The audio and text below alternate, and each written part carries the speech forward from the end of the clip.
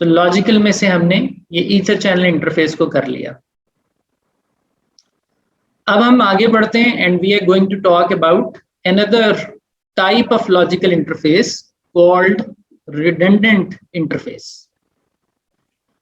इसकी कॉन्फ़िगरेशन को स्टडी करने से पहले हम अपने ASA पर आकर एक दफा फिर से क्लियर कॉन्फ़िगर इंटरफेस कर देते हैं ताकि ASA पर हुई हुई तमाम कॉन्फ़िगरेशन इंटरफेस की मद में फ्लश हो जाए। और स्विच पर भी आके हम जो ईथर चैनल की कॉन्फ़िगरेशन है उसको रिमूव कर देते हैं ताकि ये अगली कॉन्फ़िगरेशन के साथ कॉन्फ्लिक्ट न करे।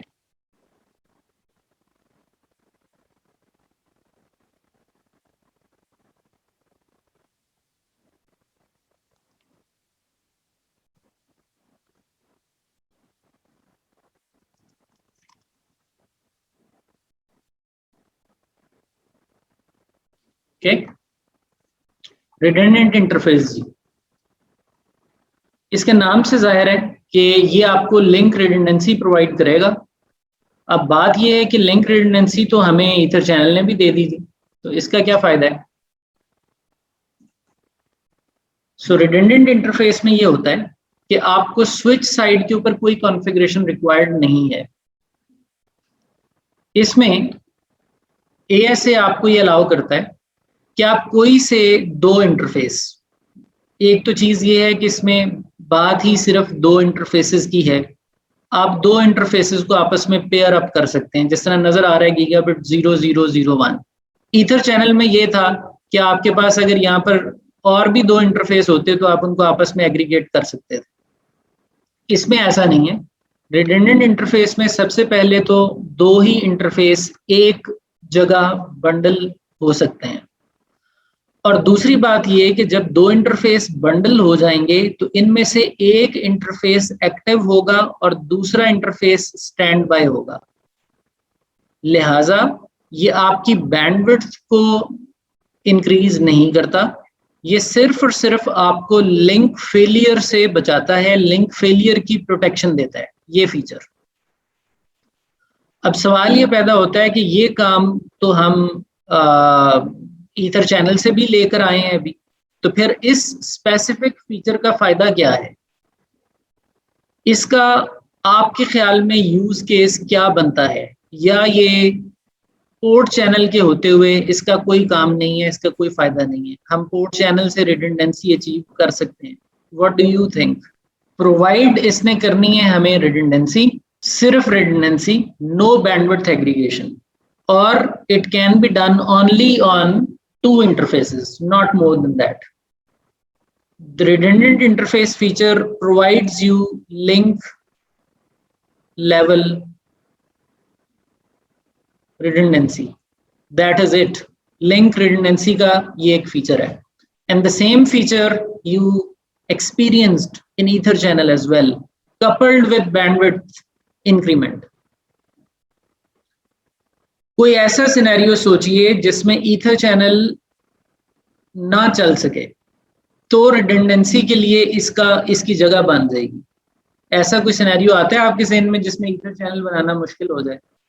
वापस एक लम्हे के लिए ईथर चैनल पे आते हैं। ये था ईथर चैनल का सिनेरियो, दो वायर्स थी और आपने ईथर चैनल बनाया था, ठीक है जी। इसी सिनेरियो में रहते हुए यहां पर आपके पास अगर स्विच दो अलग अलग हो जाएं, एक वायर इसमें जा रही है और एक वायर इसमें जा रही है,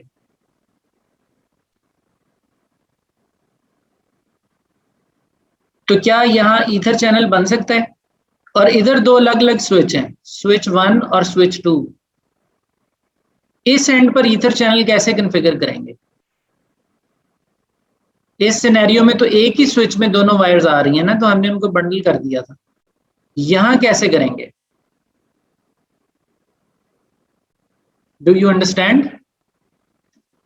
अब इस जगह पर पहले तो ये समझ लें कि जो सिस्को के कैटलिस्ट स्विचेस हैं, और कैटलिस्ट में भी जो मिड रेंज तक के स्विचेस हैं, उन तमाम स्विचेस के अंदर मल्टी चेसी ईथर चैनल नहीं पॉसिबल, यानी दो अलग चेसी के दरमियान आप ईथर चैनल बना रहे हो, ये मुमकिन नहीं है।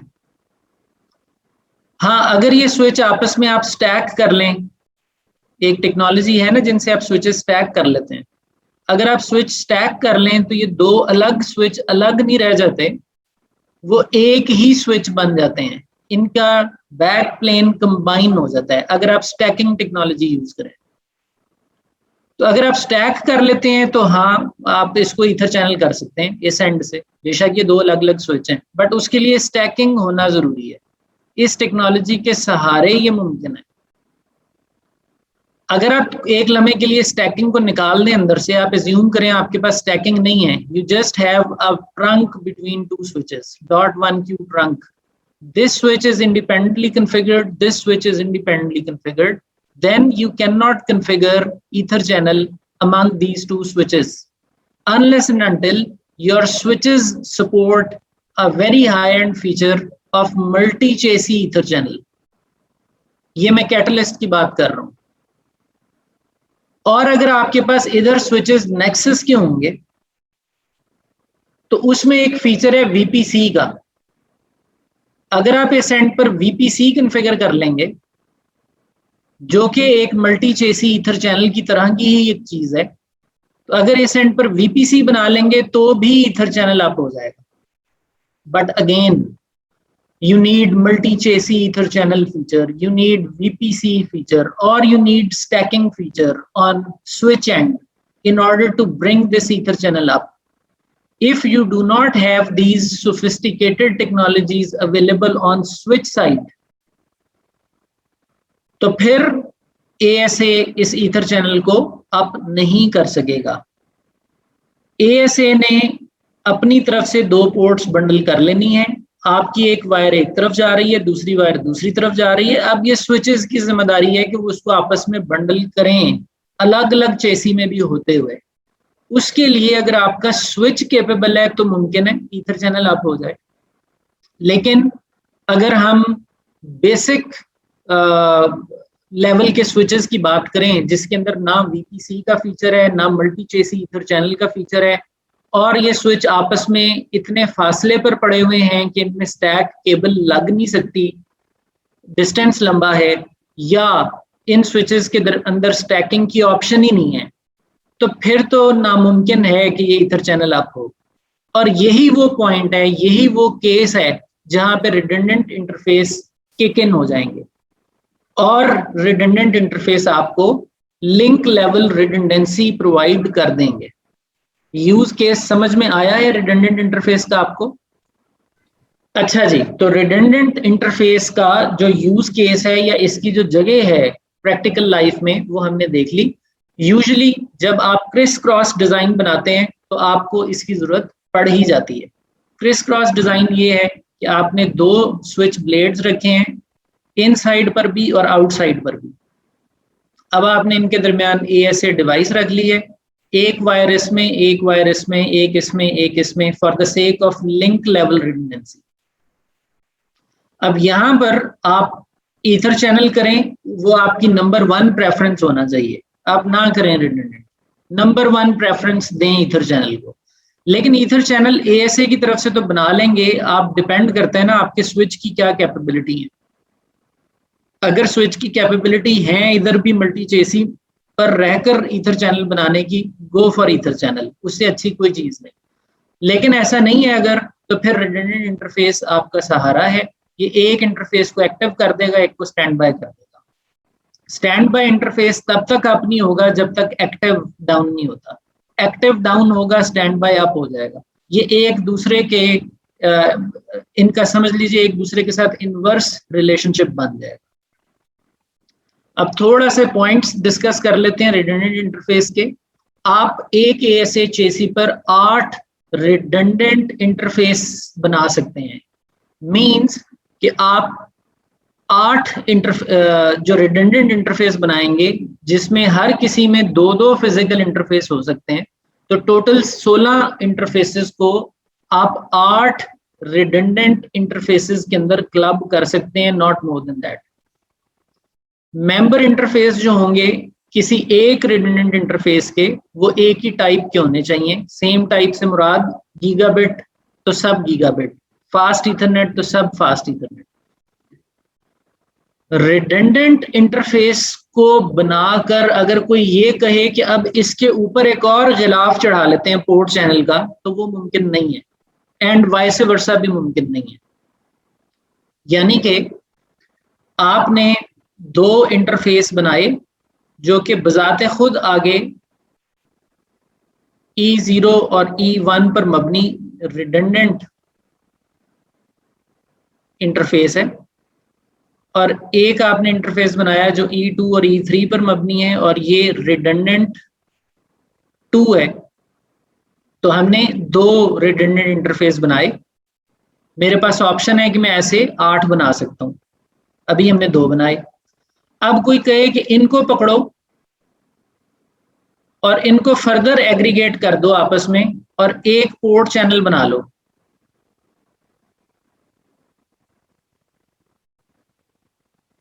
तो ये चीज मुमकिन नहीं है। This is not possible. ये आपको यहां बताया जा रहा है। रिडंडेंट इंटरफेस बस दैट इज इट, यहां पे आके आपको नेम इफ करना पड़ जाएगा। और वाइस वर्सा भी ट्रू है। अगर आपने यहां इस सतह पर पोर्ट चैनल बनाया हुआ है और यहां पर भी आपने ये पोर्ट चैनल बनाया हुआ है, तो आप इधर आकर कहें कि दो पोर्ट चैनल को आपस में मैं रिडंडेंट 1 में डाल लूं, this is also not possible. ये नहीं हो सकता। आपको पोर्ट चैनल ही इनिशियलाइज करना पड़ेगा, उसका कोई रब्त, रिलेशन, रिडंडेंसी या रिडंडेंट इंटरफेस फीचर के साथ नहीं बन सकता। Likewise, physical interfaces cannot be shared between redundant and ether channel interfaces. ये नहीं हो सकता कि आपने E0 और E1 को पोर्ट चैनल में डाला हुआ है और आप कहीं और जाकर ये बात करने की कोशिश करें कि इनको मैं रिडंडेंट 1 में भी डाल लेता हूँ, तो मैं रिडंडेंसी भी इन्हीं पे कॉन्फ़िगर कर दूं, पोर्ट चैनलिंग भी इन्हीं पे कर दूं, ये भी मुमकिन नहीं है। कैसे कॉन्फ़िगरेशन होगी? कॉन्फ़िगरेशन इसकी ऐसे होगी कि आप इंटरफेस रिडंडेंट लिखेंगे, आगे उसका कोई भी नंबर चूज कर लेंगे, 1 2 3 4 5, एंटर दबाएंगे। ये इंटरफेस इससे पहले ऐसे में नहीं था, ये बन जाएगा, लॉजिकल बन जाएगा। उसके बाद जब आप इस इंटरफेस के सब कॉन्फ़िगरेशन मोड में आएंगे तो आप मेंबर इंटरफेस डिफाइन करेंगे। मेंबर इंटरफेस की कमांड से आप बताते चले जाएंगे कि ईथरनेट 0, ईथरनेट 1, ये दो इसके रिडंडेंट 1 के मेंबर हुए। उसके बाद इसी रिडंडेंट इंटरफेस को आप इनिशियलाइज करने की जानिब बढ़ेंगे और इस पर नेम इफ देंगे, इसी पर आईपी देंगे और नो शटडाउन करना चाहें तो कर लेंगे। फिजिकल इंटरफेस बहरहाल अलग से आपको नो शट करने पड़ेंगे, उनको आप अलग से इंडिविजुअली नो शट करेंगे जिस तरह हमने ईथर चैनल में किया था, और फिर आके उनको रिडंडेंट में कॉल कर लेंगे। अब बात यह है कि इन दोनों इंटरफेसेस को ऐड करने के बाद इनमें से कौन सा इंटरफेस एक्टिव होगा और कौन सा स्टैंड बाय होगा।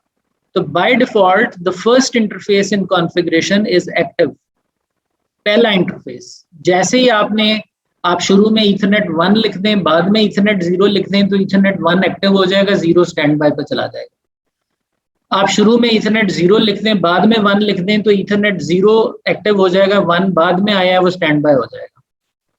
और अगर एक्टिव इंटरफेस डाउन हो जाता है और स्टैंड बाय इंटरफेस एक्टिव हो जाता है और फिर वापस पहला इंटरफेस रीस्टोर होता है, तो प्रीएम्पशन नहीं होगी। जो एक्टिव है वो जब तक डाउन नहीं होगा दूसरा उसकी जगह आएगा कभी। अगर हम किसी भी रिडंडेंट इंटरफेस में फोर्सफुली किसी इंटरफेस को प्रेफर्ड एक्टिव करना चाहें तो उसके लिए हम ग्लोबल कॉन्फ़िगरेशन मोड में रहकर डिफाइन कर सकते हैं रिडंडेंट इंटरफेस। आगे उस रिडंडेंट इंटरफेस का आईडी पास करेंगे, एक्टिव मेंबर, और आगे इंटरफेस का नाम बता देंगे। ये वो इंटरफेस फिर चाहे दूसरे नंबर पे हो या पहले नंबर पर हो, अगर ये इंटरफेस अप है तो इसको प्रेफरेंस मिलेगी, ये एक्टिव हुआ करेगा। ये तब मुमकिन है जब हम ये कमांड ग्लोबल मोड में दे देंगे। तो आइए रिडंडेंट इंटरफेस को कॉन्फ़िगर करते हैं। अभी कोई कॉन्फ़िगरेशन नहीं हुई भी और हम पहले अपनी नोटपैड कॉन्फ़िगरेशन रेडी कर लेते हैं। इससे पहले हमने ये कॉन्फ़िगरेशन की थी ईथर चैनल की। तो हम अपने रिडंडेंट इंटरफेस में जब आएंगे कॉन्फ़िगरेशन की जानिब, तो हम पहले तो फिजिकल इंटरफेस को अप करेंगे।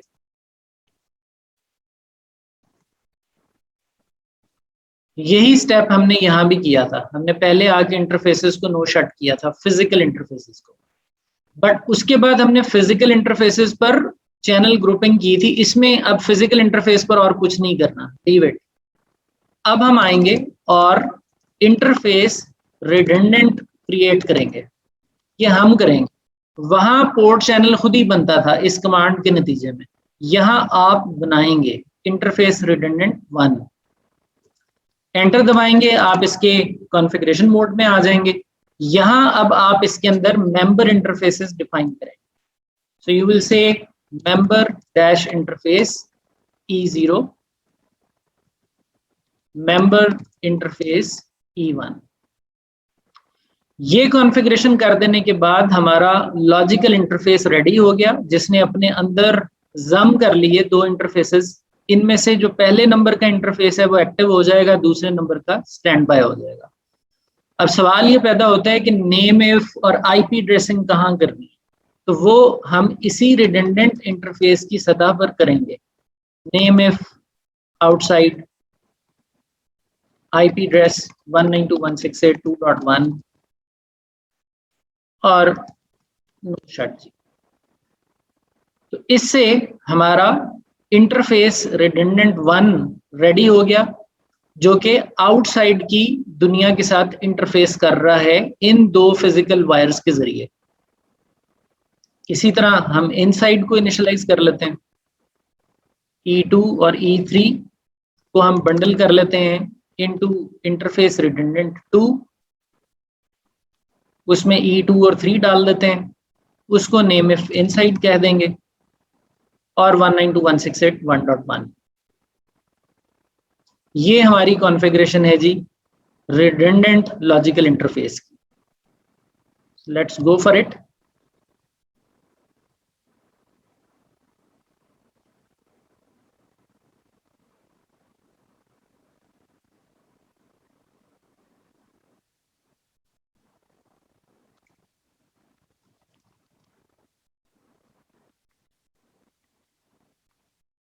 तो फिजिकल इंटरफेस पे आप देखिए कुछ भी नहीं है, सिर्फ नो शट किया हुआ है उन्हें।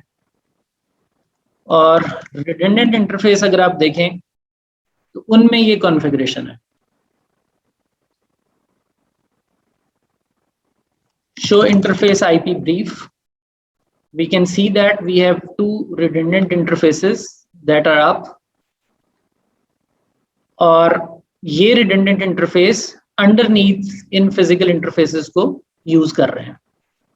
अब वेरिफिकेशन करनी है तो हमारे पास ऑप्शन है शो नेम इफ। वही कमांड वो हमें सिर्फ ये बताएगी कि इनसाइड इस वक्त कौन है, आउटसाइड कौन है।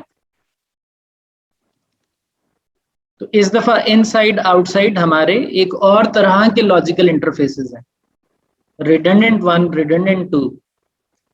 लेकिन रिडंडेंट 1 और 2 के अंदर कौन कौन से इंटरफेसेस हैं, ये अब कहां से पता चले? तो ये है show interface redundant 1 detail. Show interface redundant 1 detail. इसके अंदर हमें पता चलता है कि जो मेंबर इंटरफेसेस हैं वो ईथरनेट 0 है और ईथरनेट 1 है, जिसमें से एक्टिव ईथरनेट 0 है क्योंकि हमने पहले नंबर पर उसको ऐड किया था। इसी तरह ईथरनेट 2 को देख सकते हैं, रिडंडेंट 2 को देख सकते हैं, जिसमें ईथरनेट 2 एक्टिव है और ईथरनेट 3 स्टैंड बाय है।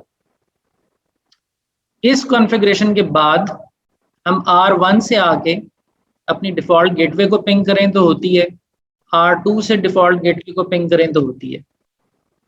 सो हमारी जो कम्युनिकेशन है वो इस दफ़ा पोर्ट चैनल की बजाय यहाँ पर रिडंडेंट इंटरफेस की बुनियाद पर हो गई। So we are using redundant 2 for inside and redundant 1 for outside. इसके लिए आपको स्विच एंड पर कोई चीज कॉन्फ़िगर करने की जरूरत नहीं है, क्योंकि ये टेक्नोलॉजी जो है ये सिर्फ ASA साइड पर है और इसने एक पोर्ट को एक्टिव रखा हुआ है, दूसरी को स्टैंड बाय रखा हुआ है। अब लेट्स से हम R1 से पिंग करते हैं अपनी डिफॉल्ट गेटवे को, तो we are able to ping our default gateway. R1 is continuously pinging from here to here. ये पिंग चल रही है। अब redundant 2 इंटरफेस जो है उसमें Ethernet 2 एक्टिव है, सो जो ट्रैफिक गुजर रही है वो एक्चुअली Ethernet 2 से जा रही है, इससे जा रही है। हम इस इंटरफेस को किल कर देते हैं।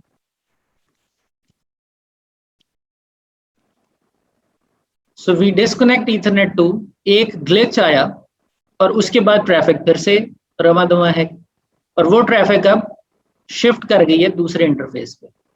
हम वेरीफाई कर लेते हैं।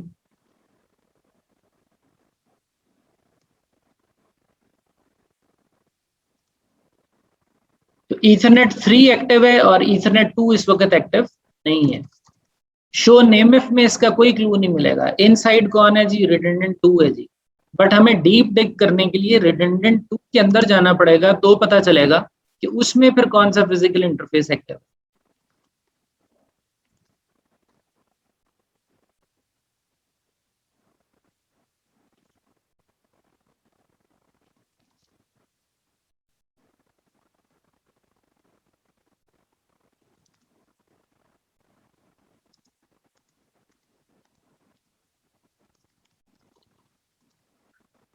तो आप देखिए हमने इंटरफेस Ethernet 2 को रिस्टोर कर दिया वापस, और अगर आप यहाँ देखें तो ये नॉन प्रीएम्प्टिव है, क्योंकि Ethernet 3 एक्टिव है तो उसने कहा ठीक है जब तक ये अप डाउन नहीं होती Ethernet 2 वापस एक्टिव नहीं होगा।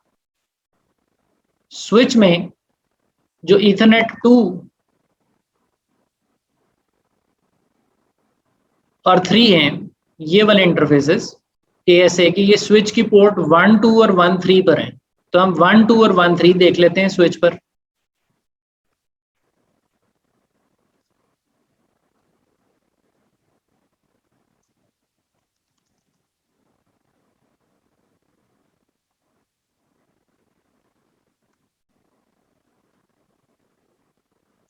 So you see 1, 2 and 1, 3, they both are up. But on ASA, only Ethernet 3 is active. Is that clear?